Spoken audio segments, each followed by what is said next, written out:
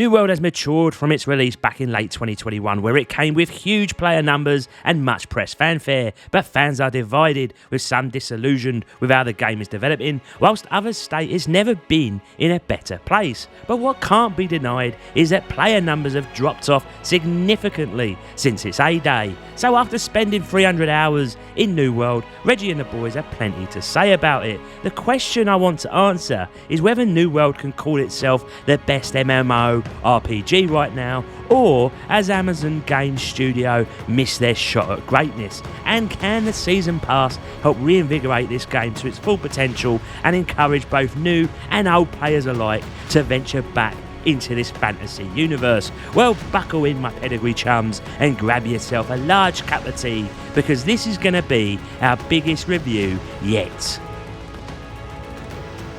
Welcome back, my Cockney Gamer gang. Now, a few months back, I did a review of Elite Dangerous titled The Game You Hate to Love, and this resonated with many of you, and so I've decided in all my Cockney wisdom to do a playlist of reviews with that very title. And so New World is next to be tackled with this definition. It's brilliant, it's bold, and it's bloody frustrating. It's very much like drinking the last dregs of lager from a pint glass. You wish there was more, and the taste isn't quite the same as that first sip. It's impossible for any reviewer to give honest views with just a few hours play, so Reggie has been ploughing hundreds of hours into this, and at first what seemed like a slog eventually turned into a bit of an addiction. Reggie has of course been kind and segmented this review out given its length. That's what she said. So feel free to chop and change Steven Seagal style and flick through to the section that is most appropriate to you. Lovely stuff it is. So what is it then? Well, New World is set in the fantastical land of Aeternum, where there is this blue shit you collect called Azoth, and rumour has it amongst the locals that the blue shit can give you eternal life and can enhance a lot of things about you. My wife loves the stuff. So you as an adventurer set sail to the island, only for a big of storm to pass through and leave you stranded.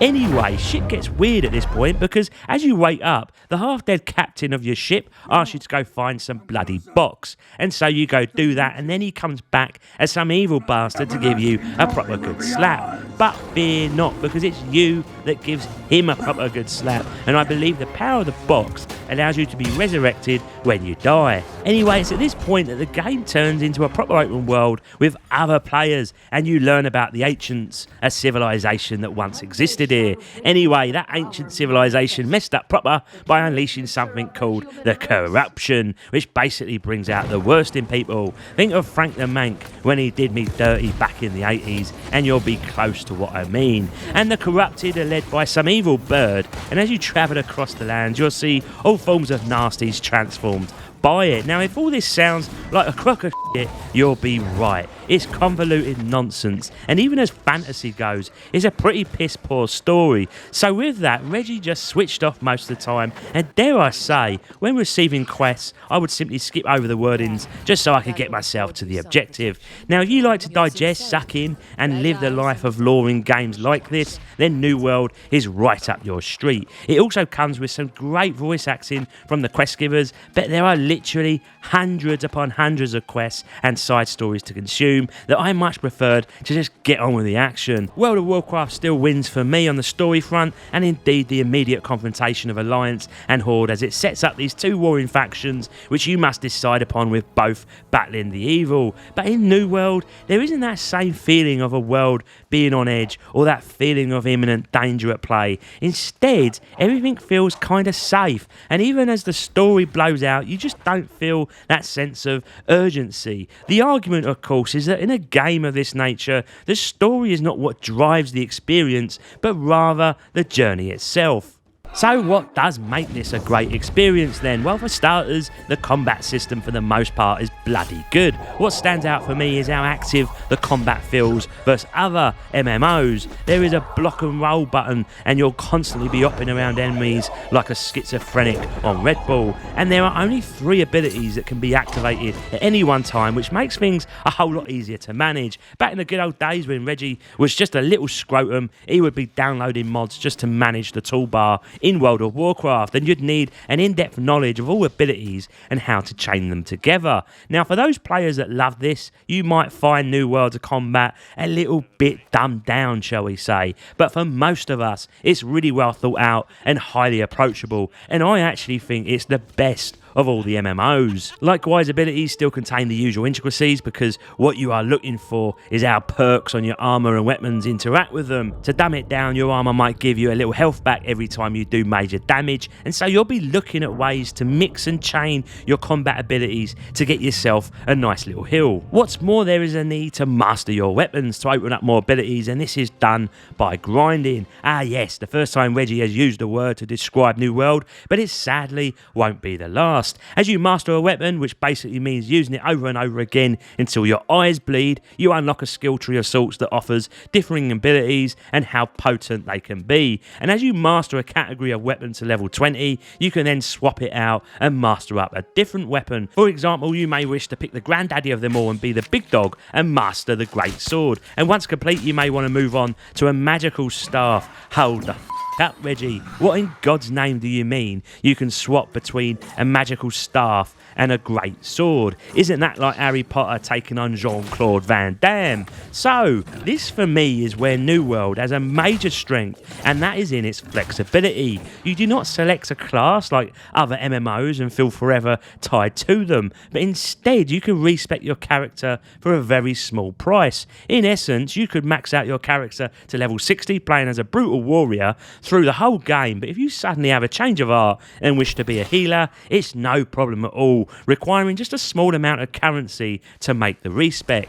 Reggie landed on a combo mix of a great sword and a musket. As a solo player, it allowed me to pull in enemies and then bash their skulls in with my sword. Lovely stuff it is, but no doubt plenty of New World nerds on here are going to correct me wrong in the bloody comments section, aren't you? But as we are talking weapons and armour, it's probably a good time here to speak crafting. In New World, there is a multitude of professions you can go for: a weaponsmith, an armoursmith. Maybe you want to work in jewel crafting and be a proper diamond geezer. All of these main professions are backed by gathering professions such as mining, logging, harvesting. Again, Reggie has spoken to you all about flexibility here, and once again, New World shines in how it doesn't punish you one way or the other. And in fact, if you have the time, you could in theory level up every single skill possible. Now, to level up a skill to the max of 300, you're going to be doing it a lot. And I mean a lot of torturous grinding. For example, to get to logging 300, you'll need to become the Antichrist for Greta Thunberg, as you'll be chopping down literally hundreds of thousands of f***ing trees. As you level up the skill, you'll be able to chop down rarer trees, and these materials can be used in the crafting professions. It's a painful process, people, and you do wonder if it's actually worth the time and hassle you put into it. Even the price of materials on the auction house can be smaller, dependent on your server, of course, which in turn makes you feel even less inclined to skill up. And so the crafting and gathering skills lead nicely into the loot. A game like New World lives and breathes off its loot, and we as players all froth at the mouth like a pit bull at a child's playground, hoping to pick up some additional goodies. And so what Reggie has found is that in many cases, the day-to-day loot in particular as you enter the endgame makes the path of crafting weapons and armour a little redundant. The crafting of these particular items just doesn't seem worth the grind, and what New World is in desperate need of is far more variety, and in particular far more schematics of weapons and armour, so that reaching level 300 doesn't just feel like an achievement, it makes it feel genuinely useful. Not saying there isn't a few good things to craft at 300, but for the most part, the world drops will deliver you better. So where is crafting and gathering of more use then? Well, jewel crafting certainly helps, as you can add additional bonuses to weapons and armour, and so you can sell the gems to other players at a tidy sum. Likewise, there is furniture crafting, which we'll talk about a little bit later, but here you can give your character nice passive bonuses, such as increasing your luck on loot drops. So Amazon Game Studios have a good basis here in terms of a mechanic, but they desperately need to increase the value for the sheer hours placed into the skills. Right now, it feels a bit hit and miss, and having got my login skills maxed, a task that is equivalent, by the way, to grinding your ballsack on a cheese grater, I've been wondering if there is much point to it. Another area needing much work here is the endgame. Now, before I dive further, I have to make a point that is super clear to you prospective buyers. New World already has a fast and interesting endgame, which is more than surprising given it's taken other MMOs longer to get to the same state. It's not perfect, of course, but as mentioned, there is plenty to do, from leveling up weapons, leveling up your crafting, finding legendary loot, of course, doing dungeons and decking out your own house. However, the big calling card here is the way loot itself works. And whilst I appreciate the way in which Amazon Game Studios has tried to extend this aspect of the game, it's ridiculously convoluted and unnecessary in the way it does things. It takes inspiration from Destiny's Light system, but makes a pig's ear of it. So when you hit level 60, each gear slot you have has a maximum score of 625. That in itself is pretty standard. To do that, you can complete high-level dungeons and little chest runs that drop an item called gypsum. These gypsums can create items such as a sword, a piece of armour, a piece of jewellery, which can increase that gear slot score, thus meaning new drops will have a higher gear score to match the slot.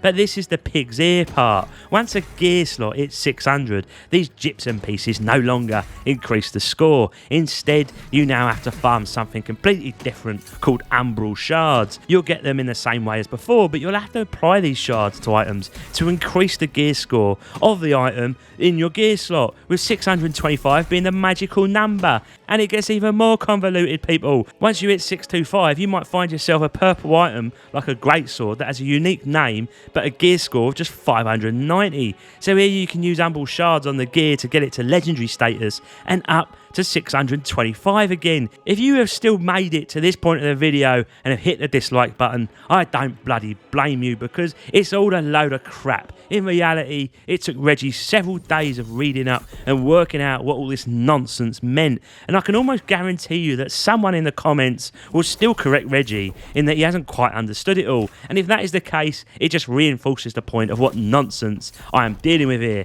Now, in fairness, once you do work it all out, it does drive you to keep grinding for more gear, and so you do feel this force of addiction coming over as you go ransack as many chests as possible. But hold your bloody horses, people, because yet more nonsense is heading your bloody way. You see, some of the best drops come from elite chests, and so there are these high level areas designed, I don't know, for 10, 15 players to team up and take it on. But alas, what happens instead is that it turns into a Roman orgy as 50 plus people join up together, where you simply just run through areas, picking up elite chests and killing only what is needed. The AI struggles to focus on only one player, and whilst at first this all seems like proper banter as you enjoy the camaraderie and feel like you're part of something big, after about doing this 100 times, you realise that fundamentally it's a broken system. There never feels like a lot of strategy is needed, or that it represents any challenge to you. Unlike the dungeons, which can be ramped up in difficulty,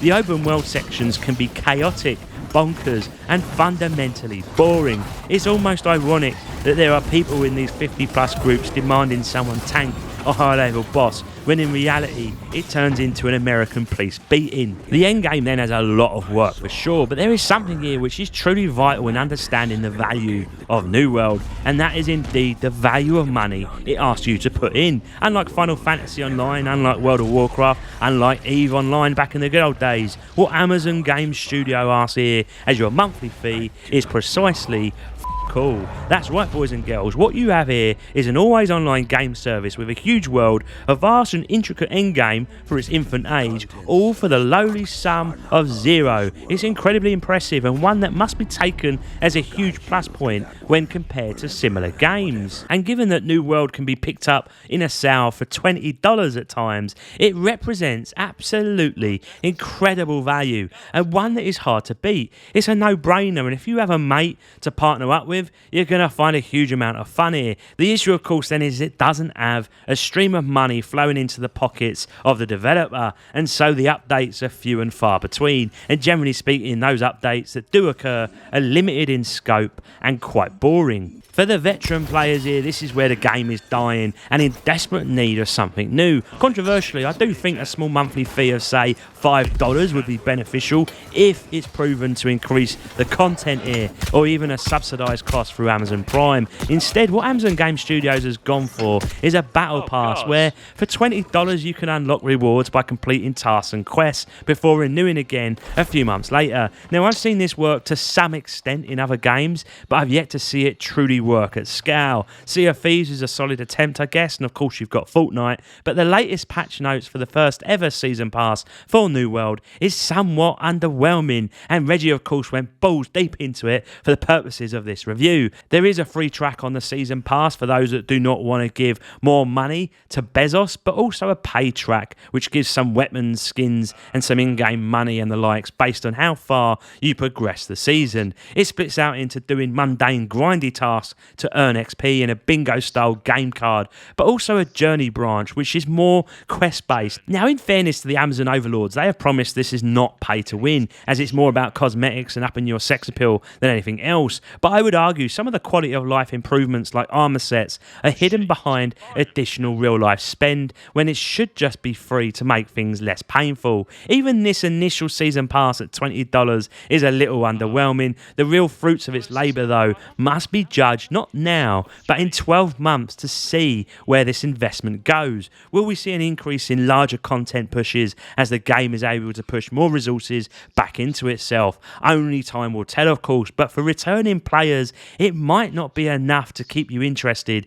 given its lack of real substance. Because for Reggie, my biggest pet peeve of New World is the loot itself. It's why you play a game of this nature, in that the value of your reward and the grind you put into it should make you look like a proper gangster, complete with an amazing armor set where others look at you and drop to their knees begging for mercy. Not in New World though. Instead, at times most players look like they've gone to Party City, spent $30 on some fancy dress and pretend they're playing some role-playing game. I've mentioned I'm a great sword player, and Reggie put in hours grinding this bad boy called the Bloodsucker. To my dismay, it looks so bloody generic, so boring, that I looked at other great swords that were graded as a green tier weapon and thought they look exactly the same. Its bland colours and bland shape don't make you stand out, even though it required bloody hours to get it. What is worse, when you upgrade these items to legendary status, they look exactly the same. Yes, people, we are led to believe that a legendary weapon that exists in mere folklore that should make enemies piss themselves with fear looks exactly the same as anything else. And this is the same with all the armour. Compared to other games of this nature, everything is as spicy as flour. And so I did the unthinkable and actually used my real life money to buy some cosmetics in the hope I looked much improved. And alas, it is a small upgrade, but even still it needs to be far more exaggerated, far more wow, and it should make you feel like you're a standout little cretin. There simply isn't enough variation in loot to want to grind certain gear other than the stats that it provides you. And this exaggeration of looks and demeanour can also be said for the graphics. Before we get there though, there is no denying that New World is a beautiful looking game. There are times when you are walking alone, maybe on a beachfront, maybe through a forest, and the light from the sunset hits you just right, gives a beautiful little purple and red glow to surroundings as light bounces off your sword or the water below. Vegetation is vast and varied, really giving that sense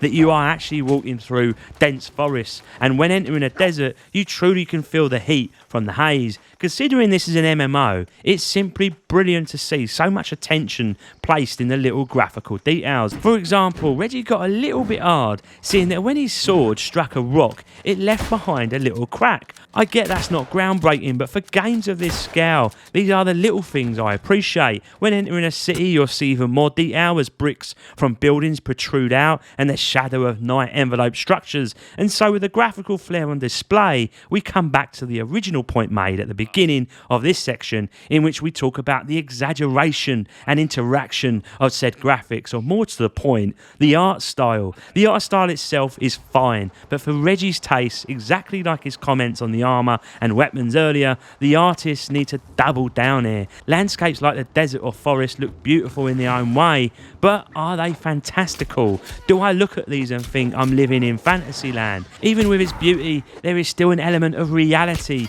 in this fantasy game. There are moments punctuated in the world that stood out for Reggie. Look at this magnificent tree here, which albeit is part of a short quest, pops out for its wow factor. Or indeed in the middle of the desert we see this rather glorious structure with particle effects to match. It does exist, my pedigree chums, but when compared to a game like Elden Ring and the sheer horror and beauty of its fantasy, or World of Warcraft and the central locations of wonderment per zone, you can't help but look at New World with a little disappointment at times. Likewise, even though Bezos and his gang are experts in the web server space, the optimizations on the server side at times are piss poor. Reggie is playing on a 4080 acquired by little Johnny Two Shoes, and he ramped up the graphics all the way. Sometimes you'll hit the cities though, and the game will crawl along. The same can be said for this ridiculous chest run that I've been talking about. I wouldn't say it's game breaking, but for sure it's noticeable. And so as promised, I do like to offer a balance when it comes to reviewing games. But the next part of this section is going to be one big wank fest,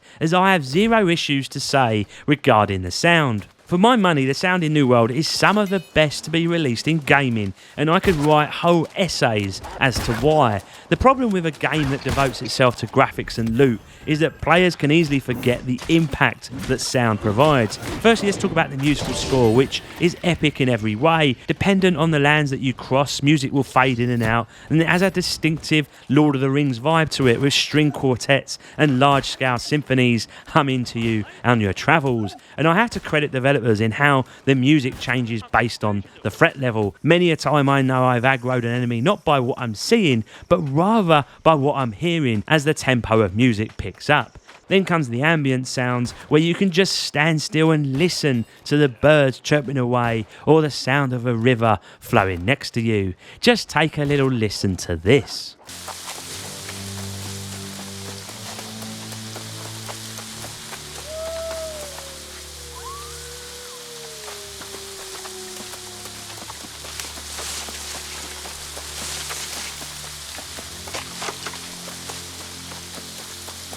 Likewise, your character will make footsteps, your sword will clash on materials and abilities that you have. They will sound thumping. Everything here is just alive with rich sounds to the very smallest of details. To emphasise this point further is how Reggie was mining some iron ore, and he realised based on the camera position you'd either hear the pickaxe echo out into the distance or instead hear it stunted as it bounced back from a nearby wall. I discovered that playing New World with my headphones was an absolute joy, and of all the games I've reviewed on this relatively new channel thus far, New World is probably the best I've ever heard. Bloody good show, lads. So what about new players to New World? Is this game for you? It's a pretty simple answer really, in that if you have any inkling of interest in games like this, it's a resounding yes. And for those who have never played an MMO of this nature, then wait for the sale and pick it up. It's a low risk investment, and one that you will easily get your hours from if you can manage your way through to level 60,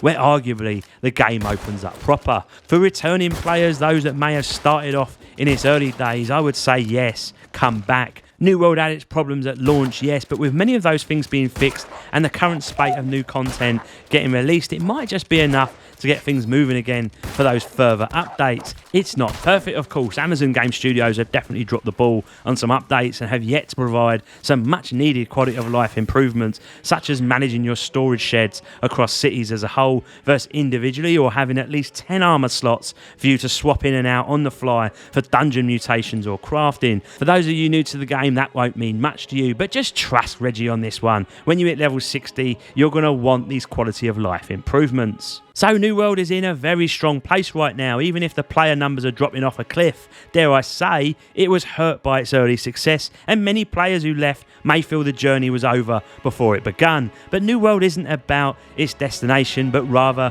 its journey, and with its vast lands, wonderful graphics and incredible sound, it has the ingredients here to push on. Reggie has enjoyed his time with this and can't wait to get stuck into the season pass more. I also accept though that there aren't many more chances left for Amazon Studios to get this game where it belongs. Reggie wants to see a doubling down of efforts on armor and loot to make him feel special. We need quality of life improvements fast to help manage the game systems, and above all else, we need a lot more content to come through to keep this one going and make this world as fantastical as ever. The fact is though, New World demands your attention, and the score reflects the sheer value and entertainment entertainment I've had, with over 300 hours or so ploughed into it. New World is like the bloke down the pub who smashed it up in his early years, where the girls loved him and his mates wanted to be him. But that same bloke now has rent to pay and a job to keep, and the midlife crisis is coming fast. The question is, where does he go from here? Because the next few decisions he makes will make or break his life. New World then has either a promising future or one that we look back on with frustration and lost hope. And with that, my lovelies, Reggie out.